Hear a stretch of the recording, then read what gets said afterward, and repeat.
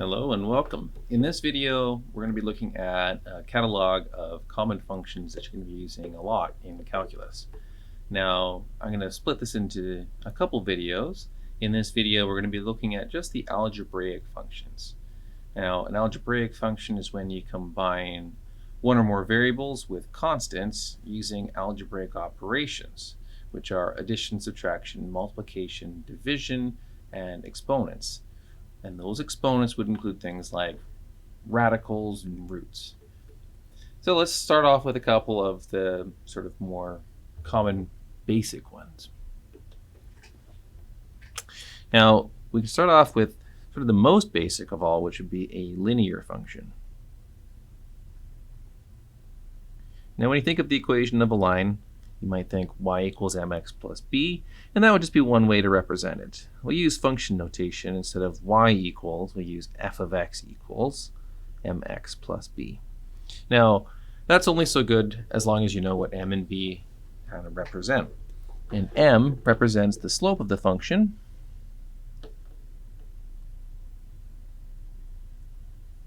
and that would give you an idea of whether or not something is increasing or decreasing as you travel to the right. So we use a couple terms. We use run for traveling left to right and how far you've traveled, and rise for how far you've traveled up or down. And that would tell you then you could form a line and understand if it's increasing or decreasing. So a definition for slope is rise over run. Now, if we're using a typical y and x axis for our graph, then we would also be able to say this is a change in y for rise, delta y, and a change in x for run, delta x. Just a different way of looking at it. If you happen to have 2 points on a line, then you can also compute the slope based off those 2 points. Here's a point, we'll call it x1, y1, and then we'll have a second point on the line, and we'll call that x2, y2.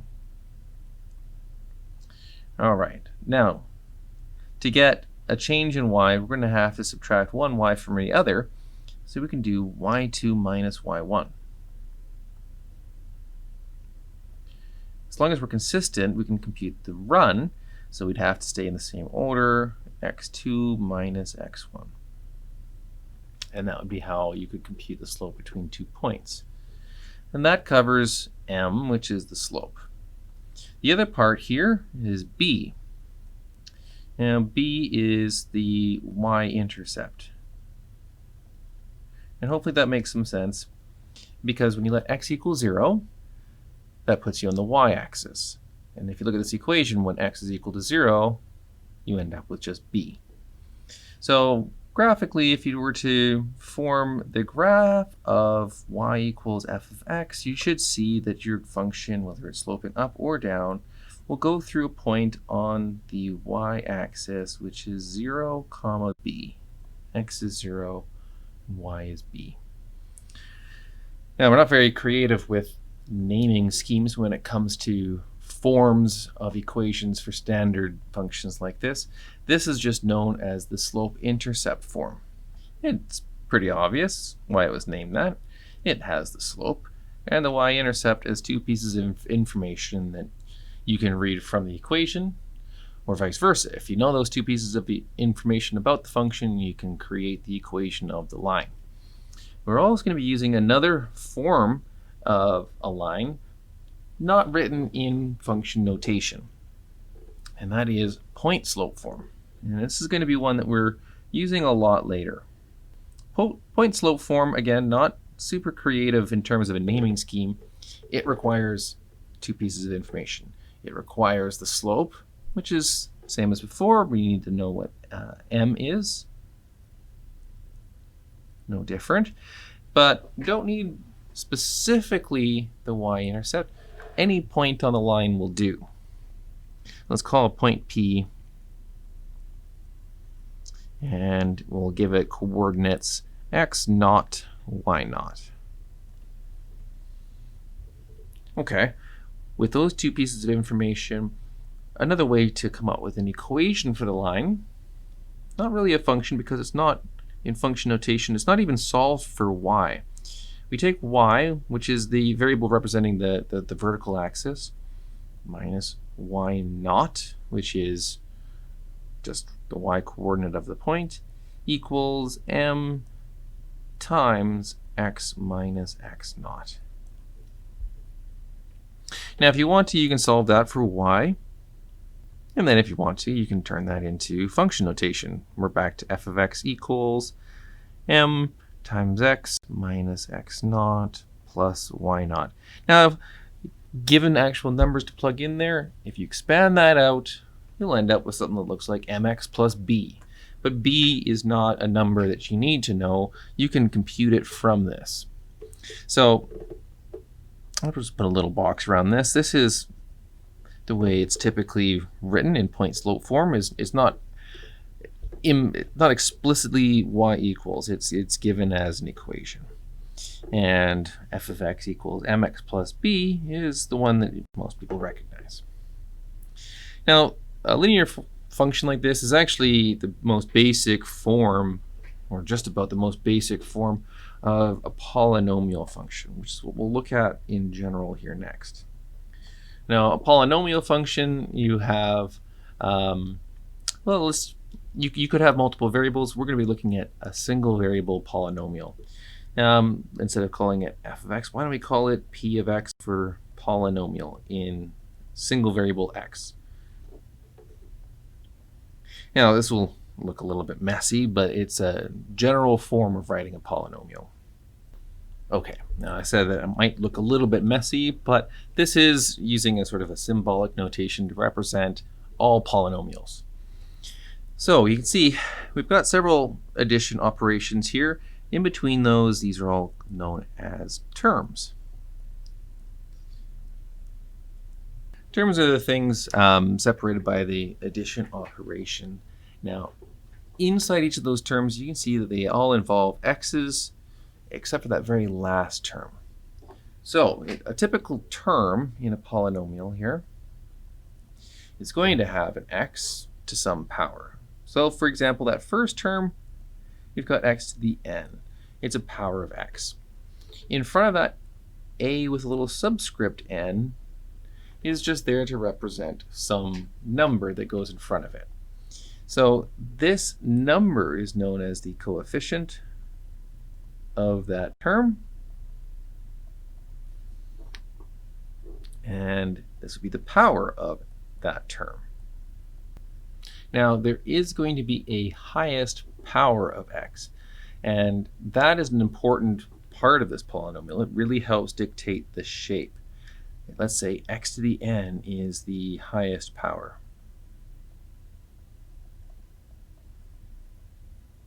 If that's the case, the coefficient in front of that is known as the leading coefficient. And those two parts together really shape the graph of the polynomial. The highest power also tells you what the degree of the polynomial is, and that would just be the power itself. N is the degree. Now, a little note here, an is the leading coefficient. Well, that would have to imply an is not equal to 0. Otherwise, that wouldn't actually even be a term in there. Now, as the degree goes upwards, you get some much more flexibility over how interesting the shape ends up being. So, with the exception of a0, which doesn't have an x, if you had just that, it'd be a pretty boring graph and it'd just be a horizontal line. But if you start adding x's in there, maybe the lowest degree we want to look at right now would be a degree 1 polynomial. If you have a degree 1 polynomial, then essentially you've just got a1x plus a0. And that's no different than mx plus b. It's just not using conventional letters there. So that is linear. And you kind of understand what the shape of linear looks like. It's sloping upwards, sloping downwards. It doesn't have really any other options. Now, if we were to increase the degree a little higher, and we wanted to look at a2x squared plus a1x plus a0. Well, you know what? We don't have to use a's when we have enough letters of the alphabet to be able to cover 3 different coefficients. So we might want to go with ax squared plus bx plus c. Certainly looks a little nicer when you give them separate names instead of calling them all a's. And you may be familiar with this. This is a quadratic. And a quadratic has a little bit more interesting shape. It can be a sort of U shape facing upwards or downwards. And that is dependent on the leading coefficient. So you can understand how that first coefficient in front of the x squared is really kind of key to understanding the shape of that.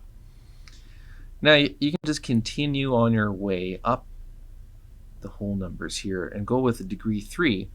Again, you can just use a's, b's, c's, and this time you'd have to use a d. You could call this ax cubed, bx squared, cx plus d. And this becomes a cubic. And a cubic, again, has a little more interesting shape. It may be a straightforward cubic.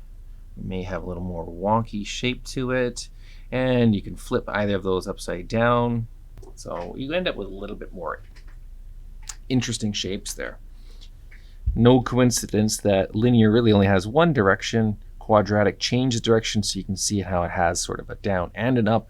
And cubic may have as many as 3 different directions going on, kind of up, down, up.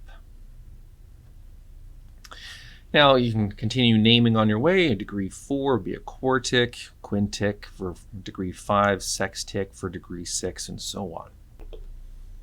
Now we'll cover polynomials fairly briefly. They are fairly common, so hopefully they're already things that you're familiar with. In particular, quadratics are of great importance. You should know how to be able to factor those and use the quadratic formula in order to solve quadratic equations. There'll be lots of examples of those in class that we'll look at as well. All right, moving on, we'll look at power functions. And power function might be a polynomial, but it can also be a lot of other things too.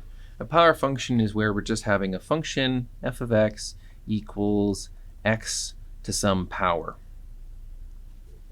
Now it looks like a polynomial already. A few examples of these already are, for instance, f of x equals x is linear. F of x is equal to x squared. It's quadratic.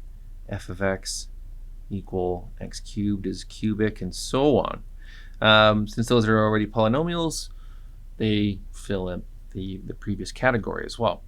But we can start taking those and turning them into maybe some negative powers, makes them a little more interesting. What if we were to have f of x equals x to the negative 1?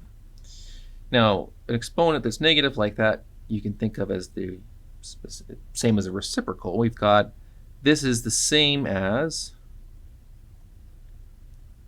f of x equals 1 over x. Now, the graph of that becomes significantly more interesting.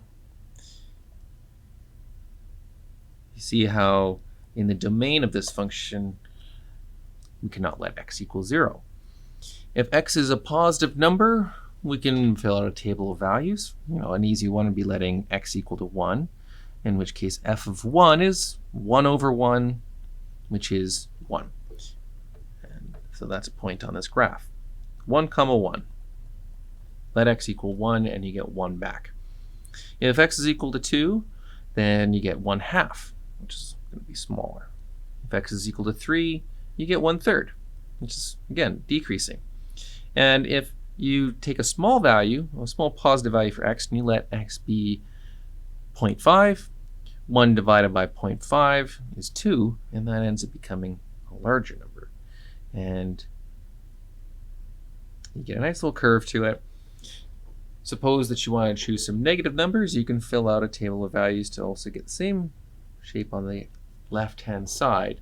But every time you take 1 divided by a negative number, you'll have a negative.